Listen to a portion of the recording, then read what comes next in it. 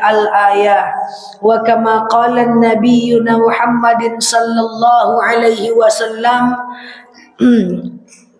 Allahumma salli ala Muhammad wa ala ali Muhammad. Ibu-ibu yang saya sayangi karena Allah, sebelum kita mulai kajian kita berdoa kepada Allah, semoga siapapun kita yang hadir dalam majelis ini, insya Allah Allah sehatkan badan kita, Allah kuatkan jasad kita, Allah tambah ruh keimanan kita, Allah luaskan rezeki kita, Allah angkat segala masalah kita, Allah jauhkan kita dari orang-orang zalim, Allah matikan kita dalam keadaan husnul khatimah. Amin. Allahumma amin. Ibu-ibu yang saya sayangi karena Allah, kemarin kita udah membahas tentang bab asma wa sifat.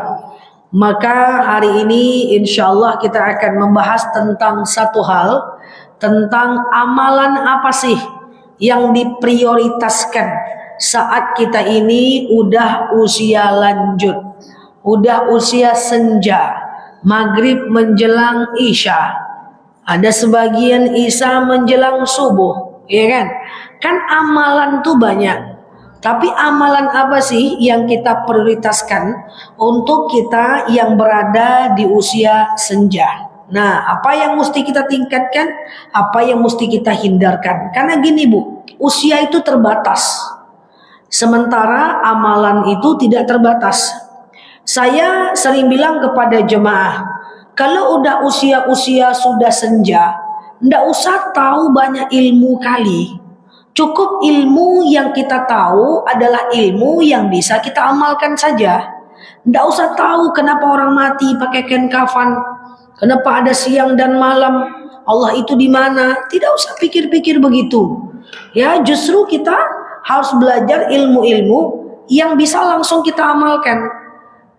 Kalau kita masih muda, macam saya dulu masih muda, saya baca semua buku, mau buatan buku Arab, kitab, ya, mau buatan non-Muslim, mau kitab-kitab motivasi, semua kita baca. Karena itu pengetahuan saja. Tapi semakin bertambah usia kita, maka kita semakin sadar bahwa kita nggak perlu tahu banyak hal di dunia ini. Kita cuma perlu tahu sedikit hal, tapi sedikit hal itu mengantarkan kita ke surga. Nggak usah tahu tafsir 30 juz, kecuali yang udah tugasnya di situ. Ya seperti ibulah, tahu arti bacaan sholat, tahu doa dan zikir, ya yang bisa menghantarkan ke surga. Maka sebelum kita mulai, maka yakin dan percayalah, belajarlah sesuatu yang menghantarkan kita kepada surga, dan tinggalkan sesuatu yang menghantarkan kita kepada dosa. Siapapun dia, tinggalkan. Mau dia manusia mengantarkan kepada dosa, mau dia tontonan mengantarkan kepada dosa, mau dia informasi-informasi berita mengantarkan kepada dosa, tinggalkan. Kenapa? Karena waktu cuman tinggal sedikit lagi. Ibaratnya gini Bu, kalau waktu ibu mau makan ini, ibu sedang makan terburu-buru Bu, masih ada lauk patin, masih ada nasi. Terus ibu kalau terburu-buru nih mau makan yang mana nih? Mau makan ikannya atau nasinya aja? Ya kayaknya dari Bu Nur ikannya aja lah kan. Langsung makan ikannya aja, nggak ada lagi makan nasi. Jadi sehingga apa? Sehingga waktu yang sedikit itu menyebabkan pas gitu loh. Pas banget kita untuk melakukannya ya. Nah maka kita belajar nih, di hari tua kita ngapain. Nah di hari tua kita ngapain gitu ya. Sebelum di hari tua kita ngapain, saya jelaskan dulu hari tua jangan lakukan ini. Amalannya nanti di akhir, oke? Jangan lakukan ini di hari tua. Nah, jangan ya. Pertama, biar ibu fokus nanti beramal nanti akan saya sebutkan amalannya banyak ya, nanti zikir, doa pikun dan seterusnya, doa setelah sholat, semua kita bahas nanti ya, supaya nggak pikun ya. Tapi yang pengen kita pelajari dulu adalah jangan lakukan ini ya. Yang pertama adalah jangan merisaukan hal yang tidak terlalu penting. Ini penting, Bu. Cuman satu kalimat ini penting banget ya. Bahwa jangan merisaukan hal yang tidak terlalu penting. Ketika ibu, saya jelaskan nomor satu ini. Ketika ibu masih merisaukan hal yang gak penting, maka energi dan pikiran ibu habis. Ketika pikirannya habis, ibu nggak akan bisa maksimal ibadah menuju kematian. Apa ciri-ciri kita sudah tua tapi mikirin yang nggak penting? Kok menantuku jahat ya?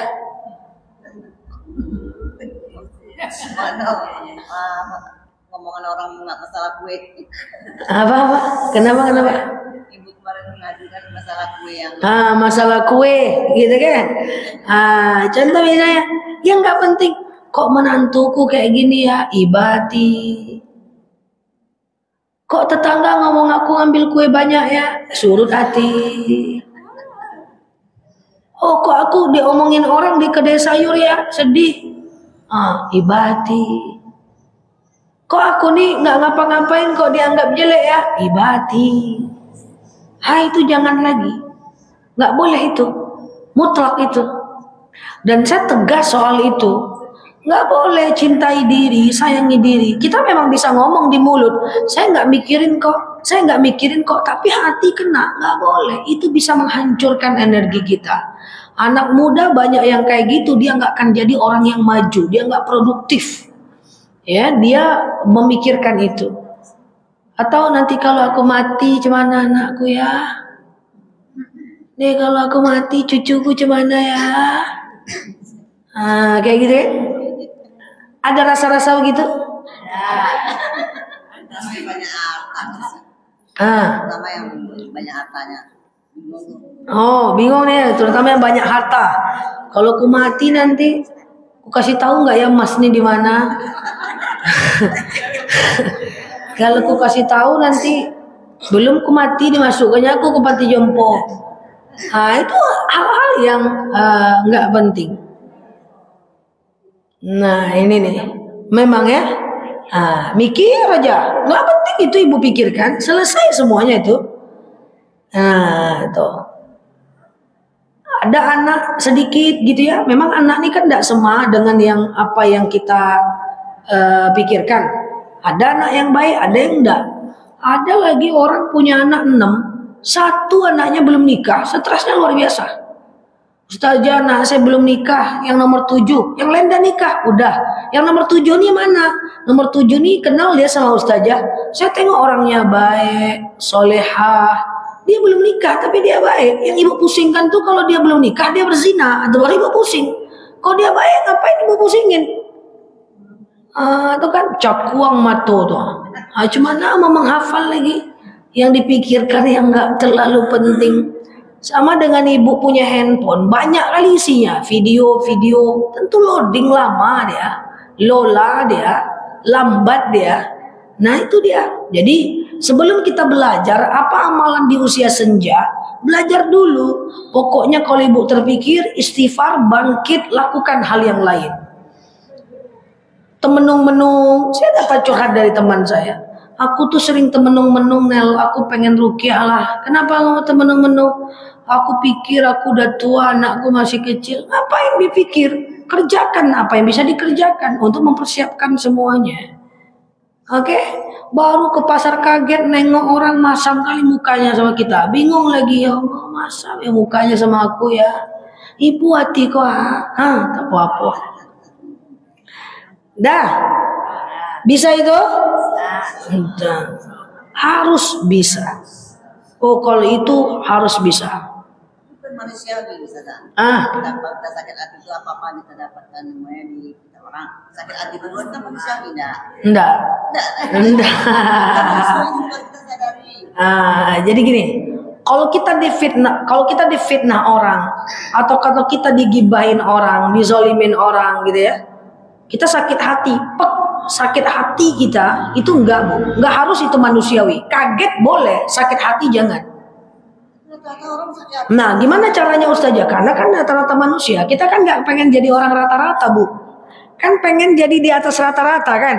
Makanya kita ngaji. Jadi kalau seandainya ada orang zalim, kita kaget boleh, kaget, bukan sakit hati. Bagaimana cara menghilangkan sakit hati bagi orang-orang yang menggibahkan kita? Pasang pemikiran satu, oh dia nggak kenal sama saya, makanya dia salah paham sama saya. Itu satu. Yang kedua, oh dia itu memang sifatnya kayak gitu. Mungkin dia nggak belajar, mungkin nggak tahu agama. Kalau dia tahu agama, nggak akan mungkin dia bisa menzolimi kita. Dia punya latar belakang yang berbeda, dia bisa dilahirkan dari keluarga yang berbeda, mungkin dia berasal dari suku yang kasar memang, maklumi. Sehingga menghilangkan rasa sakit hati. Dan yang ketiga yang paling penting, nggak bakal lama orang tuh zolimin kita, sampai kapan dia sanggup. Bu, jangan mau sakit hati karena manusia. Itu merugikan diri kita sendiri. Apalagi nangis karena sikap orang, jangan. Jangan menangis karena sikap orang, jangan. Nangislah karena kita lalai dalam ibadah. Jangan biarkan air mata menetes hanya bagi orang-orang yang gak suka dengan kita dan kemudian menyinggung kita. Ustazah, tapi kan alami, tapi ibu emang mau jadi orang biasa? Kan kita mau jadi level yang di atas. Ibarat ada orang mau menghancurkan kita, dia di bawah, kita di atas, gak akan kena panahnya. Karena posisi kita satu level lebih baik secara akhlak.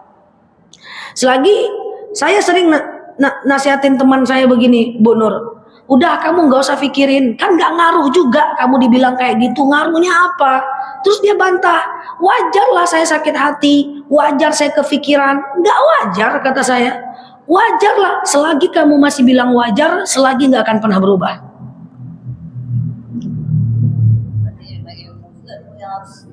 Ilmu dulu, baru bisa. Ilmunya belakangan. Talantu dulu baru belajar ilmunya ya. Nah, gitu. Jadi bisa nggak kita nggak sakit hati kalau ada orang yang ngomongin kita? Bisa. Caranya seperti tadi. Pertama, dia nggak kenal kok sama kita. Yang kedua, orang itu nggak punya ilmu bahwa itu dosa. Dia nggak ngerti bahwa itu adalah sesuatu yang tidak baik. Gitu. Itu dua. Yang ketiga adalah biasanya siapa yang mengomentari biasanya dia jarang berbuat. Orang yang berkomentar biasanya dia tidak punya tanggung jawab kepada dirinya. Udah memang itu bagian kerjanya. Udah ikhlaskan, maafkan. Sakit hati boleh nggak Ustazah? Kalau bisa jangan sakit hati deh. Karena udah sakit hati mengobati jauh lebih sulit dibanding dengan memilih untuk tidak sakit hati. Nggak masuk akal Ustazah karena belum terbiasa aja. Oke. Saya belum tahu saya kapan terakhir sakit hati. Mungkin saya memang tidak mengizinkan untuk itu. Nggak mau sakit hati sama orang, buang-buang energi. Nel, ada yang bicarain kamu di ruangan sebelah. Oh, dah gitu aja saya. Pengen tahu pun nggak? Apa tuh? Nggak ada. Ceritalah, nggak ada.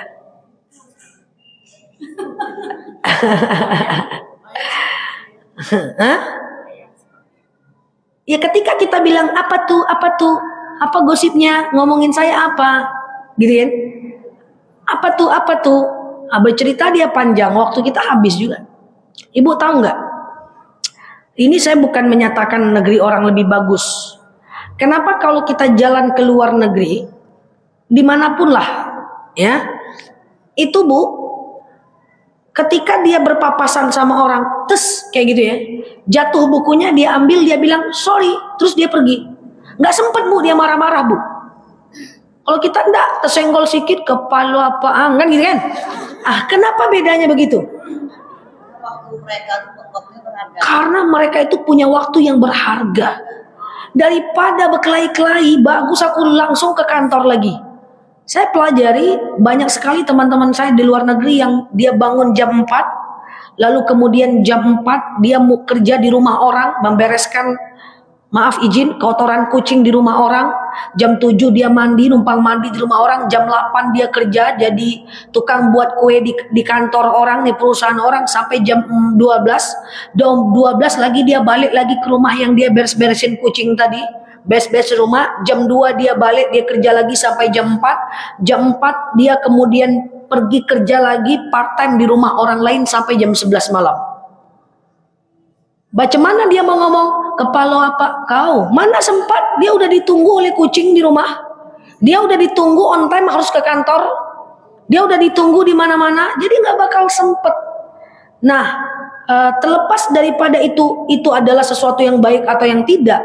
Tapi orang-orang yang suka ngomongin orang, dia punya banyak waktu. Kalau nggak ada waktu, nggak akan kita ngomongin orang.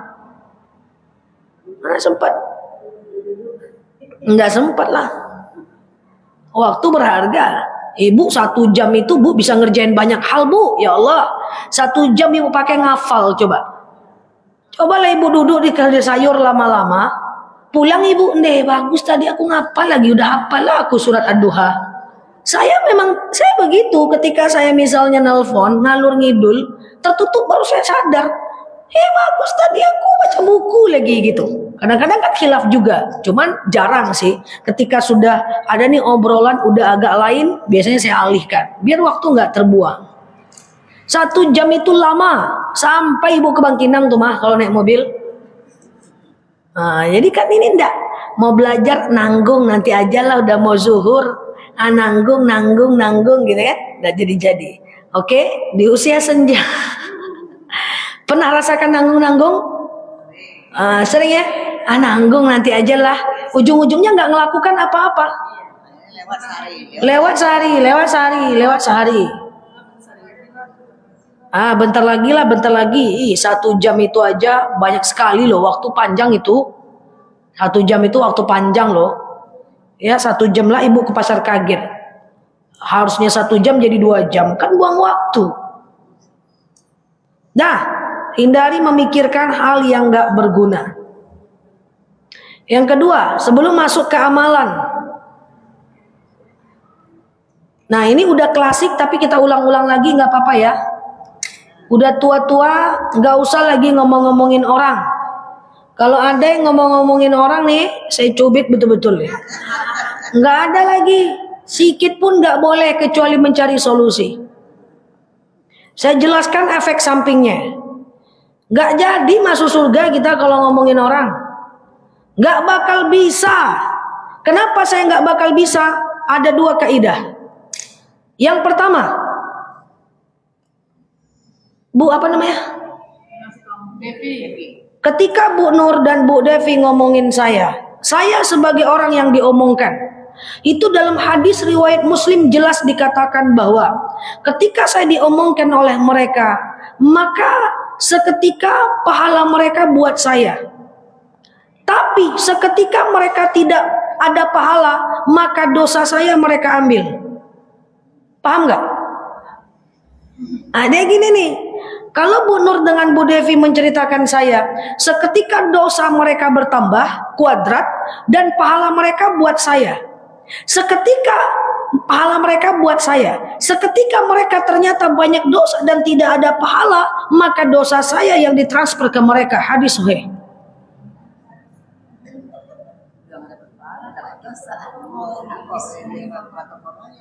Apa namanya itu? Dosa bertambah, pahala ibu ke saya. Lah ibu nggak ada pahala. Ibu nggak ada pahala, kan gitu kan? Ibu berdosa, dosa saya ibu ambil. Bagaimana caranya? Jadi kalau ustadz ngomong jangan ghibah, diamalkan itu. Ini bukan persoalan sepele soal ghibah. Setiap di masjid ustadz ini ngomong ghibah, ini ngingatkan ghibah kata Arwi mah. Masalahnya udah dipraktekkan nggak? Ada jemaah saya curhat, ustazah, ustadz itu dia sebut namanya, jelaskannya ghibah terus lah. Persoalannya udah antum amalkan belum? Siapa yang mau ngingatkan kita kalau nggak ustadz? Kalau nggak guru kita? Coba tuh bayangkan itu. Usia udah tua pula.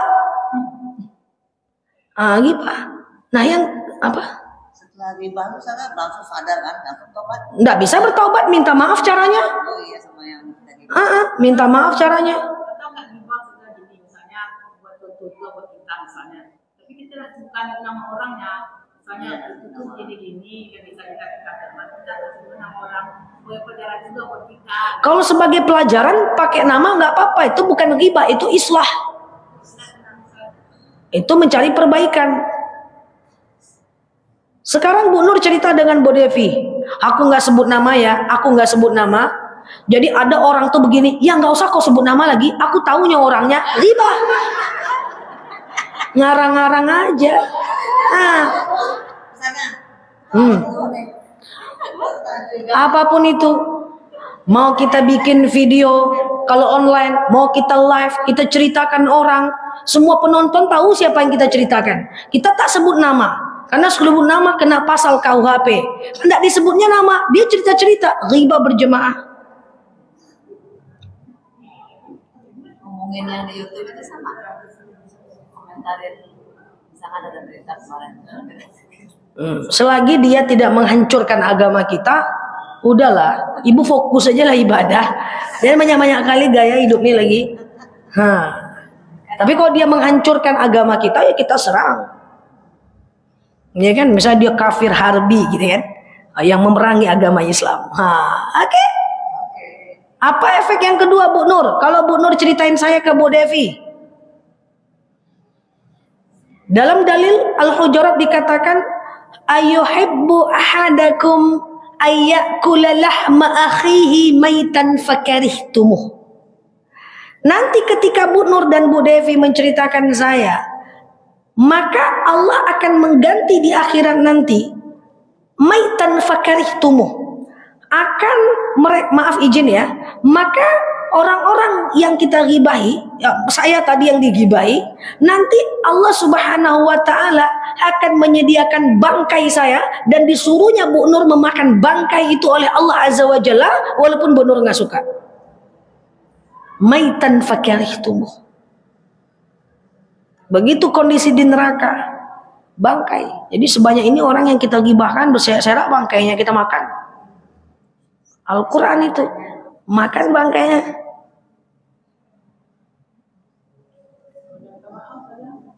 Kalau minta maaf aman. Bangkai. Ini kena gibahnya harus marah-marah nih ceramahnya nih Bu Nur. Walaupun tak ngeri pula ya. Nah itu. Maka endingnya apa kalau nggak mau makan bangkai? Fattakullah innallaha tawwabur rahim. Takwa kepada Allah dan bertaubat.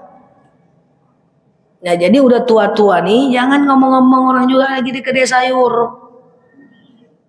Jangan ngomong-ngomong orang juga lagi di majelis talim atau dimanapun, gitu. Nggak boleh.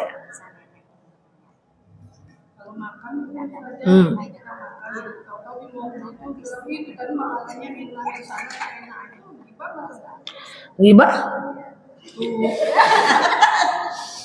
Jadi gini, ketika suaminya bilang gini, dek, kata suaminya, ya kan?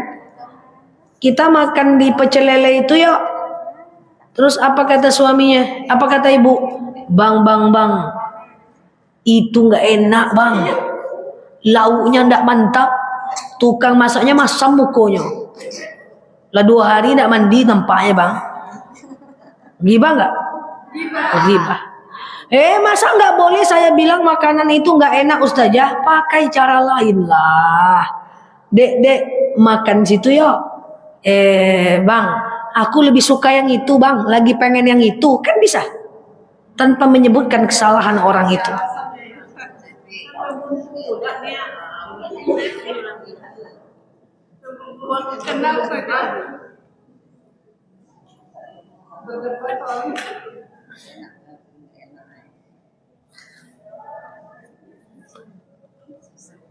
Paham? Riba itu. Pulang pengajian, tapu-apu ceramah ustadznya. Mengantuk kita dengan ustadznya ceramah. Cari Pak Ustadz itu di akhirat nanti. Makan bangkainya.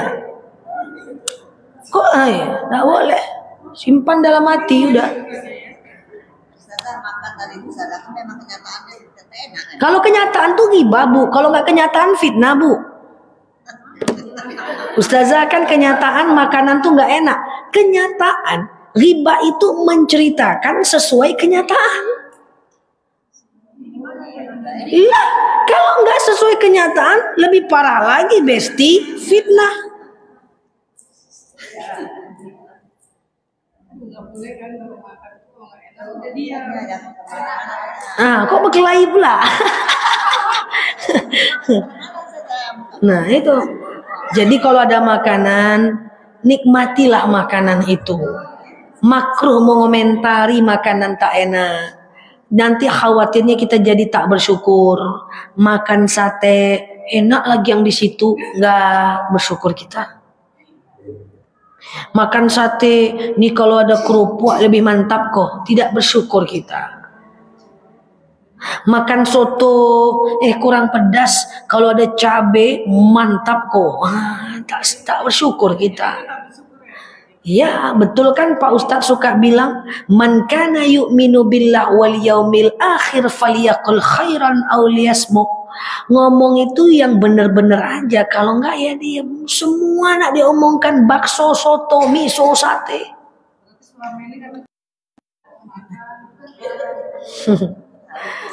Nah gitu.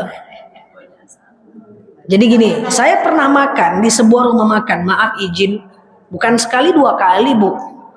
Saya buka, nauzubillah, padahal makanan terkenal di seluruh Indonesia dia ada.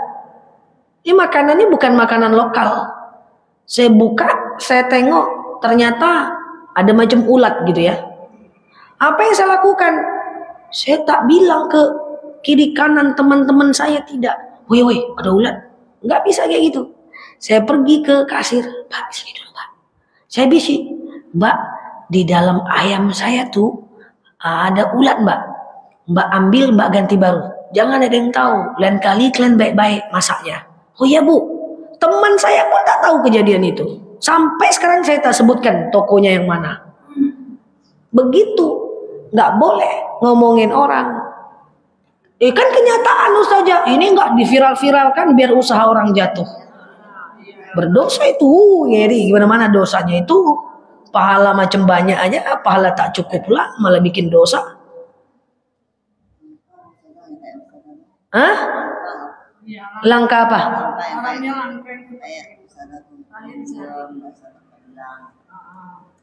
Oh, maksudnya langkah yang macam tidak bilang orang. Oh, tapi kan itu ilmu umum, enggak ya? Hah? Berusaha ya, bisa ya. Langkah pula katanya ya. Banyak orang nyebut-nyebut. Tuh bayangkan tuh, kalau nyebut-nyebut usaha orang bangkrut gara-gara kita.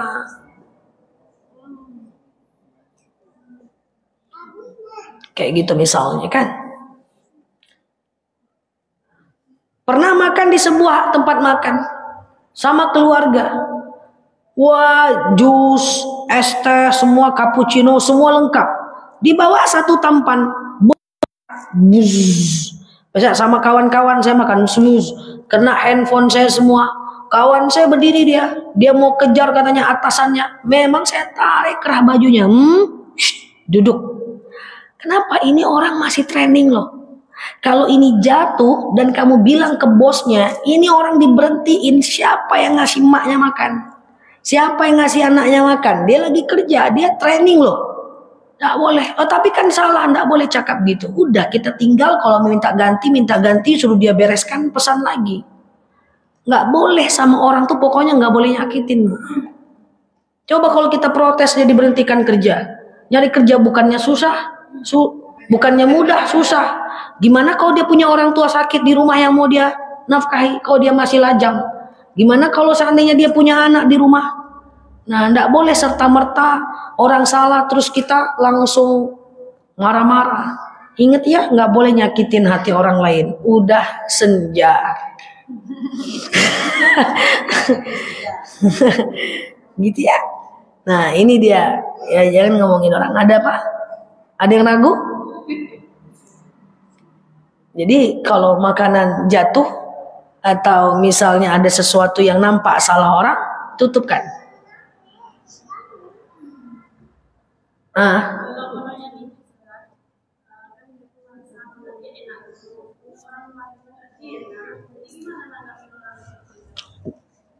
Gimana? Punya dia enak. Dia komentari, nggak boleh, ini ibah itu.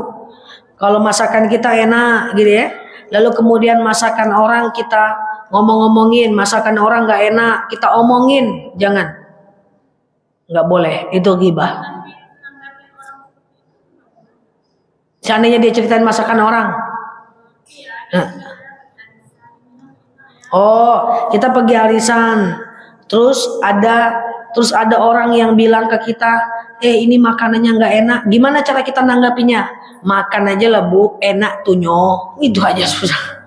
Makan aja lah bu. Iya pula ya, tak enak tadi ya gitu ya.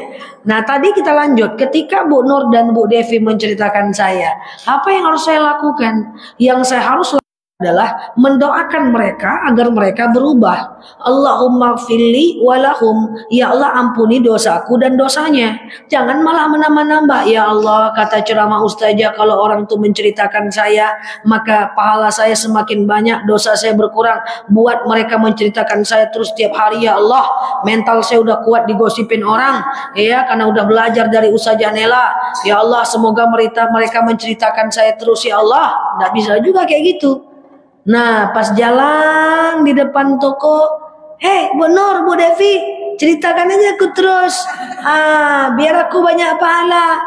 Ceritakan ke Bu Cucu, pahalaku banyak. Ngapa? Tuh orang tuh ceritakan aku, dah berbalik lagi pahala kita saya ke dia.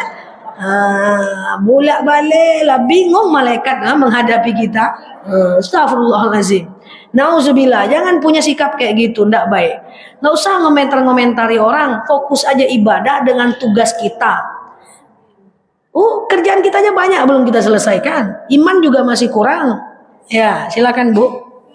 Teman saya tuh gini, dia tuh dibicarakan orang dia tahu gitu kan. Jadi dia bilang gini sama dibicarakannya, makasih ya transfer pahala. Dia malah digituin Ustazah. Oke. Misalnya nih ada yang bilang kayak gitu. Saya tahu nih Bu Nur dan Bu Devi ceritain saya. Terus saya bilang sama Bu Nur, makasih ya Bu Nur udah ceritain saya gitu ya. Saya bilang kayak gitu ya. Itu gimana? Itu namanya membalas. Jangan nanti muncul kebencian. Dan lebih parah nih kalau Bu Nur dengan Bu Devi ini orangnya spesialisasinya doktor di bidang gibah, dia gibahkan lagi. Dia pakar nih. Ustazah Nela datang ke saya, dia bilang terima kasih. Berarti saya Nela itu tak tambah lagi cerita. Semakin banyak respon kita, semakin banyak bahan orang menceritakan kita. Jangan cepat kali merespon, tenang-tenang aja lah. Jadi ada satu bendahara, dia tidak pernah melaporkan keuangan dari mulai medal sampai akhir. Itu kelompoknya istilahnya itu bertanya-tanya, kaget. Bertanya-tanya atau gibah? Ada seorang bendahara megang duit, tak pernah melaporkan keuangan kepada anggota. Terus anggota bertanya-tanya, saling tanya satu sama lain, gibah atau nanya-nanya?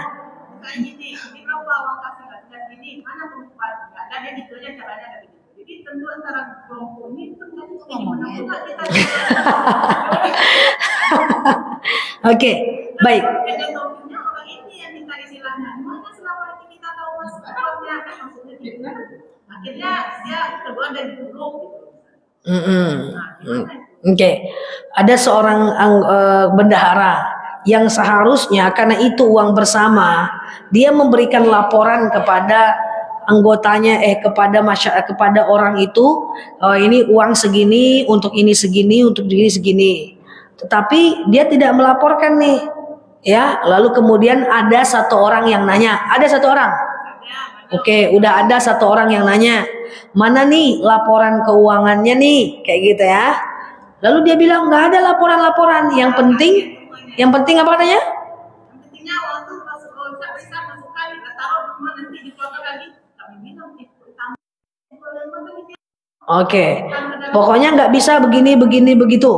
Lalu akhirnya di belakang dia kan orang cerita nih, kok gitu kali dia ya, gitu kali ya, ditanya dia jutek ya, iya ya, kok kayak gitu ya, kok kayak gitu. Kalau itu termasuk gibah.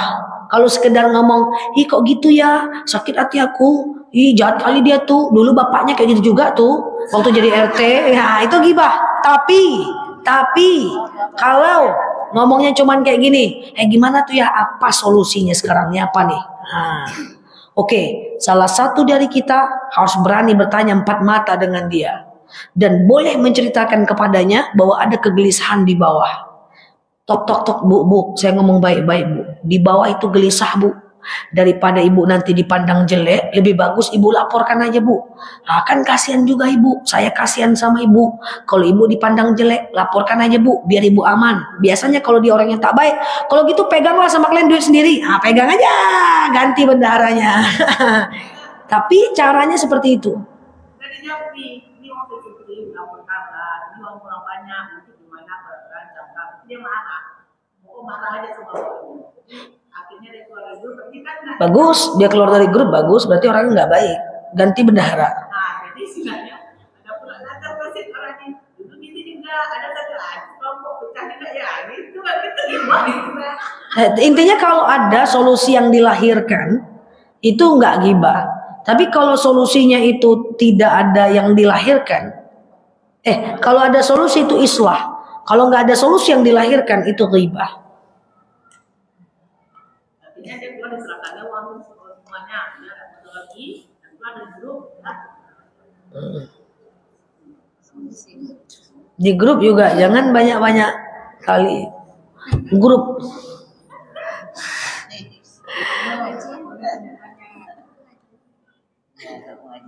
Ya, boleh lah. Grup silaturahmi boleh lah. Kan yang penting nggak ngomongin orang. Dah, terakhir kenapa Bu Devi dan Bu Nur tidak boleh menggibahi saya? Karena menyebabkan kerasnya hati. Hati keras itu efeknya apa Bu? Satu, kita susah mendengarkan kebaikan. Kedua, kita itu sulit memuhasabah diri. Nangis itu sulit. Yang pertama, susah mendengarkan kebaikan. Yang kedua, sulit memuhasabah. Sulit. Pokoknya merasa paling benar. Yang ketiga, sulit mengakui dosa. Pokoknya Bu, kurang-kurangi cakap lah. Fokus aja ibadah lah. Bu, kalau ada orang ngelapor sama ibu, nggak usah ibu dengar. Bu, dibilangnya ibu pengambil kue banyak. Oh, itu aja Bu. Oh, itu aja Bu. Jangan ibu tambah. Muluinya ndak pakai materai itu. Jangan tambah-tambah. Pokoknya nggak usah kepengen tahu. Ya, ibu kira saya di usia kayak gini punya banyak teman, nggak ada yang kayak gitu. Teman nggak banyak. Aku tahu gosip terbaru loh. Udah saya alihkan. Kemarin tuh tentang apa ya? Kemarin tuh gini ya, kayak gitu. Kadang yang disampaikannya ke kita juga belum tentu benar. Kadang-kadang dia cuma ngadu domba saja karena nggak ada kerjaan. Jangan, misalnya nih Bu Nur, ada yang nyampaikan, Bu Nur, iya, ada yang bilang Bu Nur begini, ada yang bilang Bu Nur loh, nggak usah tanya Bu, apa katanya, nggak usah Bu. Kadang-kadang yang menyampaikan itu pun ingin cari perhatian aja, juga gaya-gaya aja. Belum tentu benar Bu. Jangan langsung suuzon dengan orang yang itu. Bisa jadi ini juga cuma fitnah dari orang yang menyampaikan ke kita. Banyak kebenarannya nggak benar. Aku dapat WhatsApp lo begini-begini. Belum tentu Bu. Kadang-kadang memang gayanya suka nyampaikan yang nggak penting. Jadi pokoknya jangan cepat percaya dan gak ada gunanya juga percaya dengan hal-hal yang kayak gitu. Percaya rukun iman aja lah. Hati keras bisa dilunakkan. Lunakkan hati keras dengan kurangi dosa dan memperbanyak ibadah. Pengajiannya banyak, tapi yang tadi nyambung itu, ya banyak lah itu banyak itu, tapi masih susah merubah hati tadi. Pengajiannya banyak, tapi susah merubah hati. Lah pengajian ini adalah langkah untuk kita bisa beramal lebih baik. Banyak juga orang punya ilmu tapi nggak punya akhlak. Bukan cuma ibu itu, semua, mau dia profesor, doktor, punya ilmu tapi nggak ngargain orang. Banyak banget. Punya ilmu tetapi merasa paling benar. Makanya itu bedanya ngerti dengan paham. Kalau paham itu kita benar-benar mengamalkan. Orang itu suka dengan orang yang rendah hatinya. Bu, setiap orang tuh pengen dihargai, Bu. Itu satu yang mesti kita tanamkan dalam hati kita kalau mau punya akhlak bagus. Setiap orang, mau dia sekolah, mau dia enggak, mau dia tinggal di hutan, mau dia tinggal di desa, mau dia cacat, mau tidak, kulitnya hitam, kulitnya putih, mereka pantas untuk kita hargai. Siapapun dia, hargai semua orang sama. Kita sama-sama hamba Allah. Ya, tidak boleh merendahkan orang sedikit pun. Ya, siapapun kita. Nah, jadi kalau ibu tadi bilang dia adalah rajin pengajian tapi dia kebal dikritik, anti kritik, itu memang hatinya keras. Tidak lunak.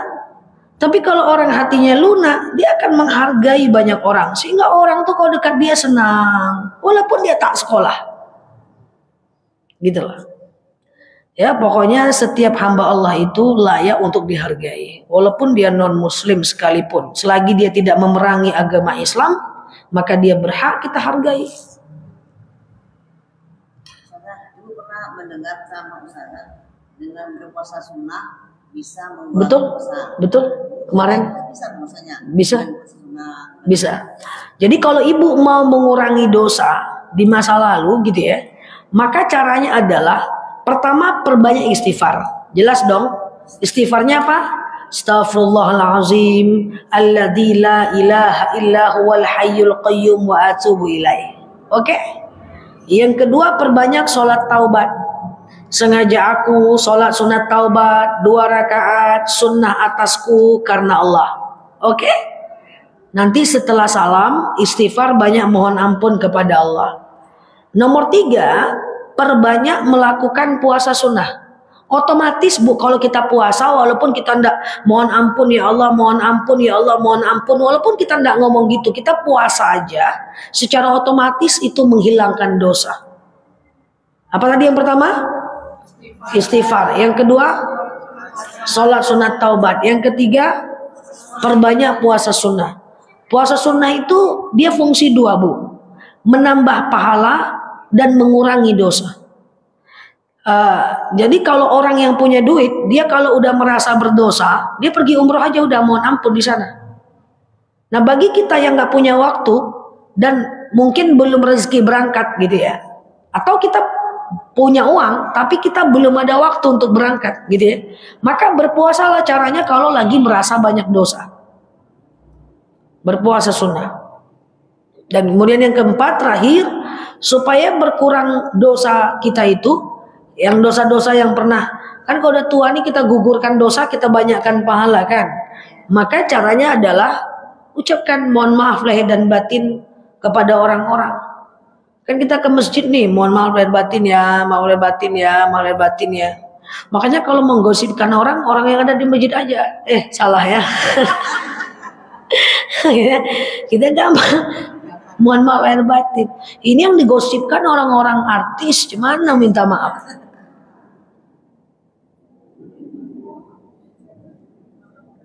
Yang digosipkan berita-berita viral, gimana minta maaf?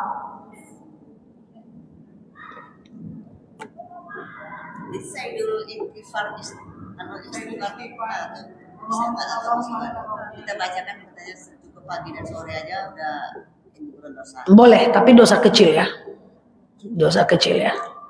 Kalau dosa besar macam zina ya, kemudian macam khamar ya, macam dosa-dosa besar macam durhaka, itu mesti sholat sunat taubat. Syirik, sholat sunat taubat 60 hari. Macam dia pernah kedukun, macam dia pernah ngobati pakai pakai bedah ayam ya itu. Syiriklah bedah ayam. Kan berobat itu hanya boleh pakai air, kemudian tumbuhan dan teknologi. Teknologi boleh. Teknologi boleh, misalnya kacamata ion, gelang ion, jam tangan ion, ya, kemudian shot ion, kemudian gelang kaki magnet, sendal magnet, mainan kerudung ion, kan lengkap tuh, semuanya ada produknya. Maka itu boleh. Celana dalam sudah ada ion, ada. Ya. Oh. Pokoknya kalau ion boleh lah, itu hasil teknologi. Kemudian yang kedua boleh dengan tumbuhan. Misalnya kunyit direbus minum, kunyit pakai di sini gitu ya, itu boleh. Ya. Celana dalam ion ada, sudah ada. Oke. Kemudian yang ketiga air, ya, pakai air itu boleh. Ya, berobat pakai air, wasilah air. Nah, ada yang ketinggalan tadi ruqyah. Ini amalannya minggu depan aja ya. Nah, ruqyah mandiri. Nah, bagaimana cara ruqyah mandiri? Yang pertama ibu ambil wudhu dulu. Catat, ambil wudhu dulu. Yang tadi jangan dibuat lagi ya. Tidak boleh lagi di usia senja ya. Kalau ada temannya mulai ngomongin orang, cubit. Kok cubit aku? Kata Ustazah Nela, cibut. Nah, cubit. Dah. Kemudian yang kedua, setelah ibu ngambil wudhu, lalu kemudian pakai mukena. Lalu kemudian setelah ibu pakai mukena, bentangkan sejadah, ambil air putih.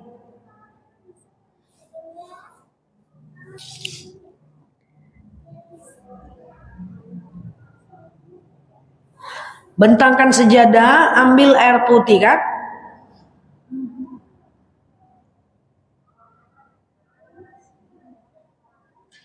Lalu ibu baca ayat ruqyah. Nah, ada beberapa ayat ruqyah. Yang pertama adalah Al-Fatihah.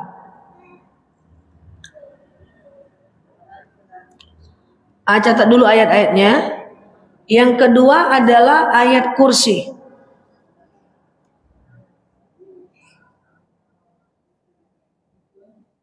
Yang ketiga adalah trikul.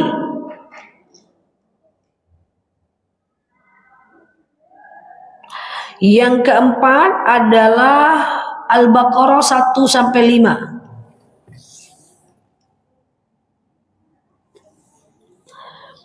Yang kelima adalah Al-Baqarah 284 sampai 286. Ya, dari lillah.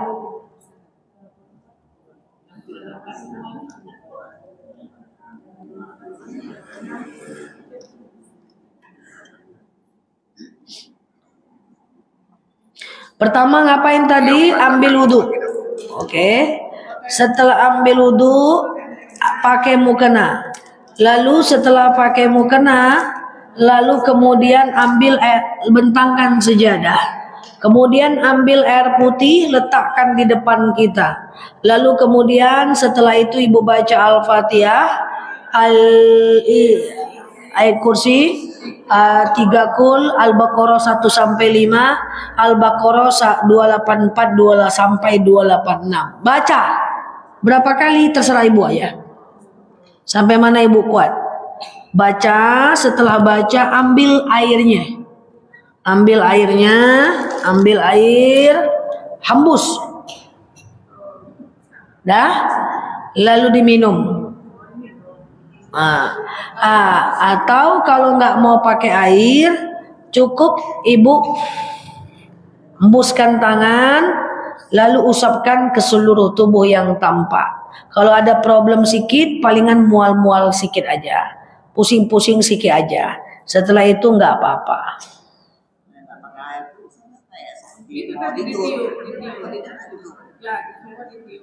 Iya betul, tapi kan nggak nutup aurat. Ruqyah mesti nutup aurat.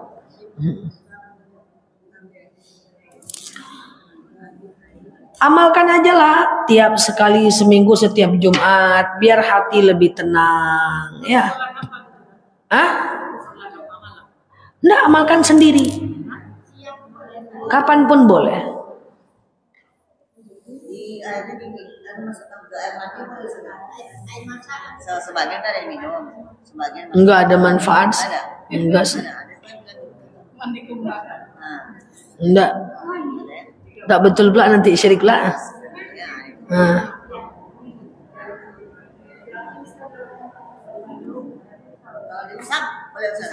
Usap boleh. Bisa. Ya, boleh. Ya, Al-Baqarah suratnya surat Al-Fatihah, ayat kursi, Al-Baqarah 1 sampai Al-Fatihah, ayat kursi, trikul, Al-Baqarah 1 sampai 5, Al-Baqarah 284 sampai 286.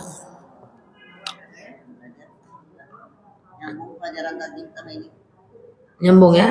Ya, udah ini kan ada tahu artinya semua kan? Lakukanlah sekali seminggu, awal-awal pusing nggak apa-apa. Pasti ada efek lah sedikit, tergantung kita. Ruqyah pasti ada efek. Tapi kan di awal aja, ibarat ibu macam makan tak bersih, terus ibu minum pembersih kan pasti, misalnya pupnya jadi lebih hitam, kan membersihkan. Ya, silakan. Ya, kalaupun nggak ada efek berarti tanda sehat. Ada efek jangan berkecil hati. Kalau nggak ada efek itu bukan lantarannya salah baca. Enggak. Iya, bacanya yang benar. Astagfirullah.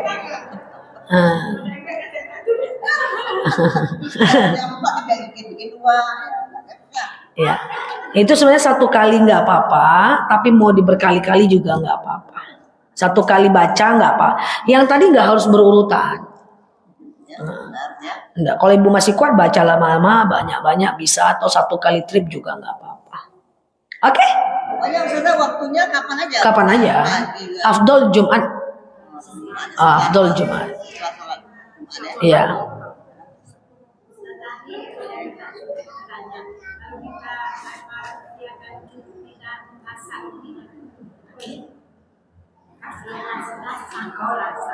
Nggak bisa. Kalau dia lasa, doakan aja, Rabbi habli minas solihin. Kalau dia mau pergi sekolah, tiup ubun-ubunnya, pergi. Sama. Kalau dia cucu masih kecil, masih bayi, ya suka nangis, Rabbi habli minas solihin, cium ubun-ubunnya. Atau a'udzu bikalimatillahi enggak tamnya doh, tanya 5 harokat. Mati min syarri ma khalaq. Cium ubun-ubunnya. Oke? Allahu a'lam bishawab. Assalamualaikum warahmatullahi wabarakatuh. Oh iya, door prize 1.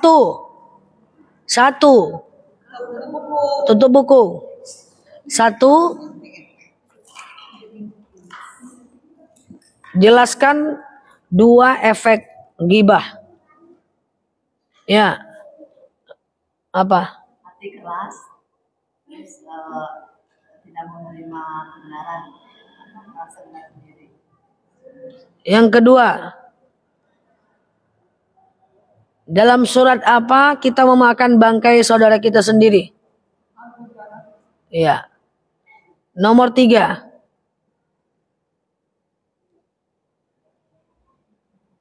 Lima ayat ruqyah. Bingung yang mana? Turun dulu. 5 ayat ruqyah. Turun dulu. 5, turun. Pas ruqyahnya baru angkat. 5 ayat ruqyah. Bingung? Sama ya. Nah, selanjutnya.